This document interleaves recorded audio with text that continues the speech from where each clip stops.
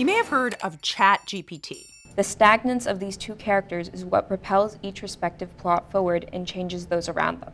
A new artificially intelligent chatbot that you can command to write pretty much any text. Existentialism exists as a refusal of the notion of our lives having some predetermined reasoning. You also may have heard that ChatGPT is so good and writes so much like a human that it can be used to write essays and do homework assignments. An existential text with its themes of individuality, freedom, and the search of meaning of life. So yes, I pulled a Billy Madison and went back to AP Literature to see how far AI, and just AI, could get me. I'm a new student, totally in high school.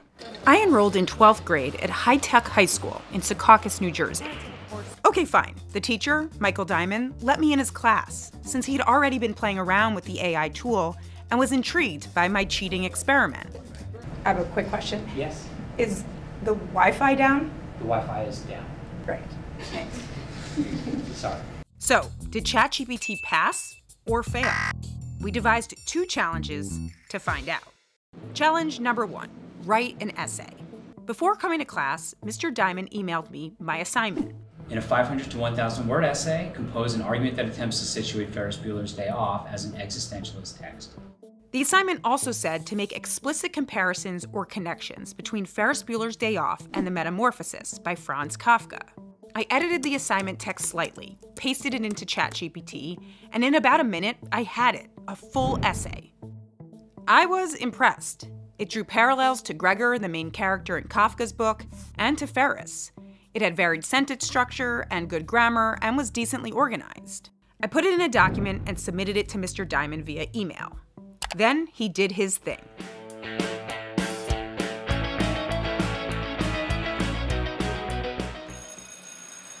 You ended up with a 3 out of 6 on the AP rubric. I was a little generous because it's early in the year. You showed some promise, but there are some issues you really need to work on. And you got your thesis point right away. You wrote, Ferris Bueller's Day Off is a film that can be interpreted as an existentialist text with its themes of individuality, freedom, and the search for meaning in life. Unfortunately, in that same opening paragraph, you misattributed a line that was said by Cameron to Ferris. You sure of that? That I am sure of. I am not going to sit on my ass. As the events that affect me unfold to determine the course of my life, I'm going to take a stand. There were other factual inaccuracies in my essay. ChatGPT confused Cameron with Ferris, saying Ferris was reserved and rarely seen next to his peers. I think maybe you were thinking of Cameron, but you wrote Ferris. Yeah, I think that's probably what I was thinking, yeah. You said that the setting of The Metamorphosis was suburbia, which it was not. It was an urban setting. No, we need to work on being more accurate in your details, and I did not see a lot of vivid writing here. Not easy for a professional journalist and writer to hear. The overall quality of your writing puts you in the lower 30th percentile. I think you may have the mind to get there, but it's the skills that you need to work on. It doesn't feel good. Challenge 1, a pass, because technically a 3 out of 6 on an AP essay is like a B or a C. I should note that plagiarism detectors, like this one from Grammarly, are not likely to flag AI writing as plagiarism, since it is original text. Do you think you would have had any idea this was written by a computer? I don't think that I would catch it, to be honest. I mean, first of all, if you look at the actual context of when I'm grading, right, I'm going through 60 of these at a clip, and I'm looking for specific things. Luckily for Mr. Diamond, companies are working on ways to detect AI writing. Challenge number 2, participate in a group discussion. You're going to get in your core groups, and you're going to go through the next 3 steps, and you're going to first review the story. Each group has been assigned one in advance. My group was assigned to read Dennis Johnson's short story, Car Crash While Hitchhiking, from the collection Jesus' Son. My group mates immediately got to the first discussion question, about the characters.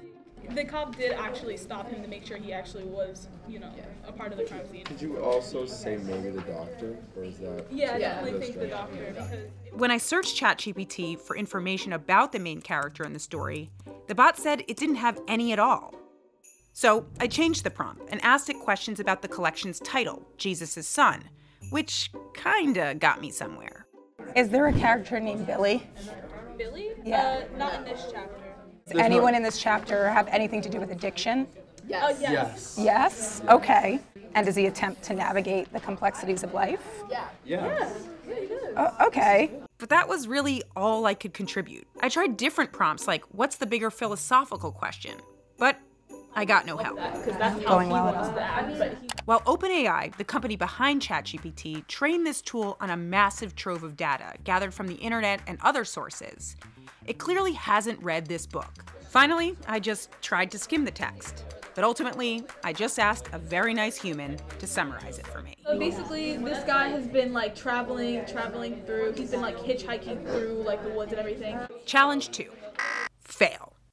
Of course, the whole purpose of this experiment wasn't really to try to get an A in AP Lit, but to see the capabilities and limits of AI as an educational tool. So some have started to call this cheat GPT. Are you worried about that? I am worried about the easiness, right? That's what cheating really is like the easiest way to do a thing. They're not learning what I'm asking them if the internet can give them a full essay because they're missing out on the process of writing, right?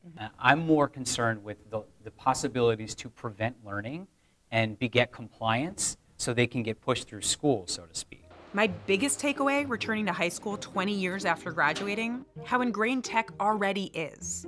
Students already lean on Google and Grammarly and more to help them with their assignments. It's nuts to think artificial intelligence won't be the next tech to change education.